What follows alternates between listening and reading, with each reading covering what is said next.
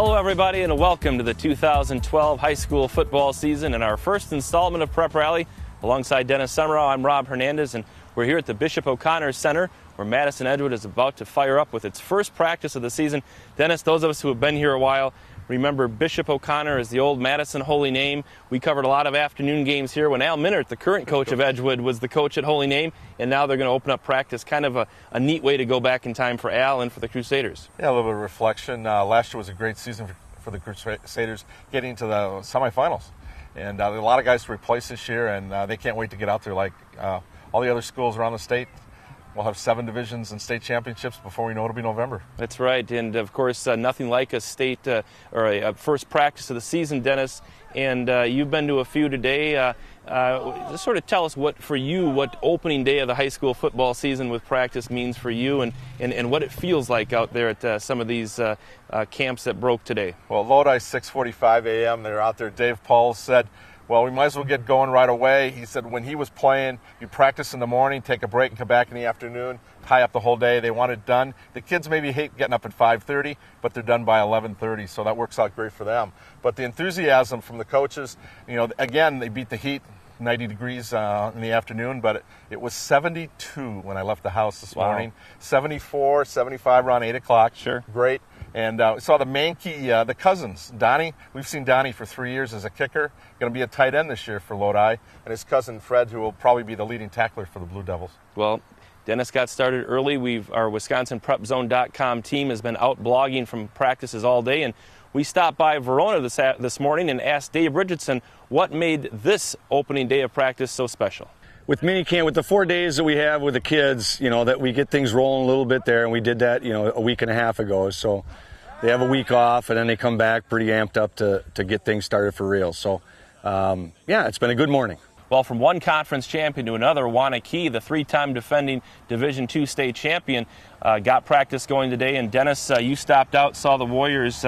I'm sure there's something unique about a first practice for a team and a program like Wanakee that's been to the state title game so many times and now looking for a 4th straight title. Well, Pat Rice's guys are 41-1 the last 3 years, 3 straight titles. But fundamentals, was watching Paul Martin with his linemen talking about that first small step.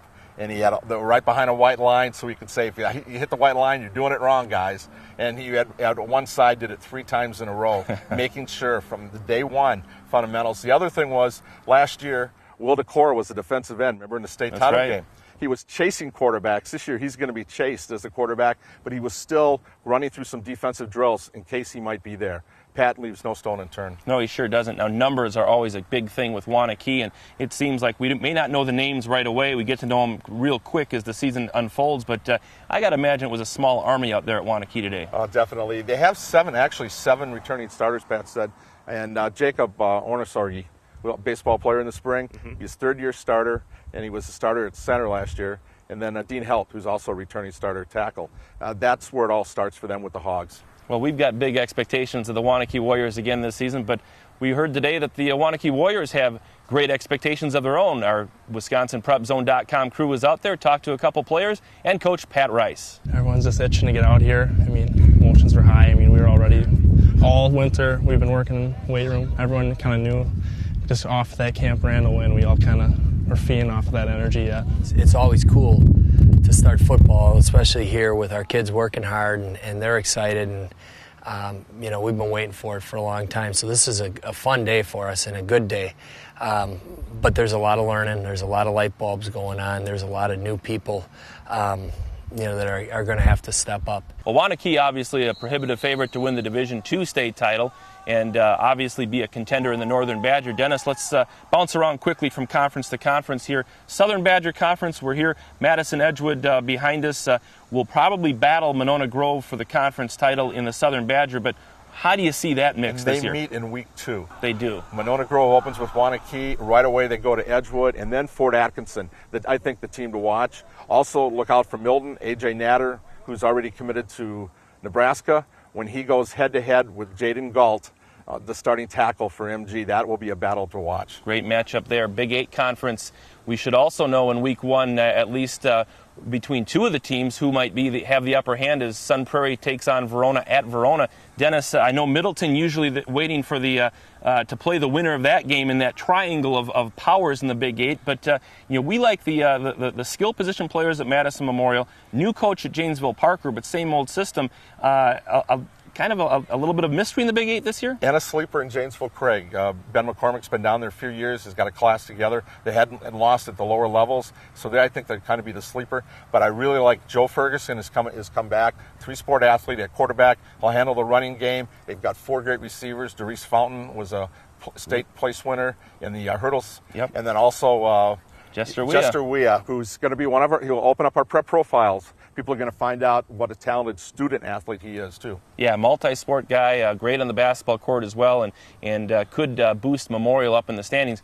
Dennis, the Capital Conference, you said earlier, you started out the day in Lodi. Lodi always seems to be in the race. It had been with Poinet. Poinet kind of fell back a little bit last year. Lakeside Lutheran emerged. Looks like Lakeside and Lodi perhaps again this year in the Northern Cap. Yeah, Dave Pohl said he hopes it's a game when they get there later in the season. They've got to go through some challenges first, but Lakeside, I think, is the team to beat up in the north. And, of course, Southern Capital, Doug Miller has retired at Waterloo, but the Pirates still expected to be strong, along with Marshall and Cambridge. But, Dennis, we've got a shortened season this year, so any of this prognostication, the whole thing will come together real quick. An 8-week season, trying to squeeze the regular season in and keep the traditional playoff dates, it's going to go by fast. Well, we've already talked about the big games early, so teams have to hit the ground running. And with only 8 weeks, we'll see what happens. They're going to have a chance to opt in for a 9th game. Week 5, the WA will ask teams if they want to do that. Week 7, they'll remind them again. And then it's not the WA that puts them together. It's representatives of the Coaches Association. Okay. And then what do the coaches get to do? See the tournament. There you go. Well, we've been waiting for that. There have been complaints. Now we're going to put it in the coaches' hands and see what kind of job they can do. You don't want to be playing that 9th game, though, if that means you're not in the playoffs. Not in the playoffs. And also, if you're senior, what do? If you have seniors that are multiple sport athletes, you run the risk of them getting hurt and affecting another sport in a game that doesn't mean anything. You play the sophomores and juniors getting ready for next year, but then that kind of disrespects the seniors. So that's kind of a tough place to be in. Well, as Dennis said, it'll all be here and gone in a hurry, an 8-week season, and it starts August the 24th. High school football practice starting here on today, and with Edgewood getting set to go behind us. For Dennis Semrau, I'm Rob Hernandez. This has been Prep Rally. Thanks for watching. We'll see you at the stadium.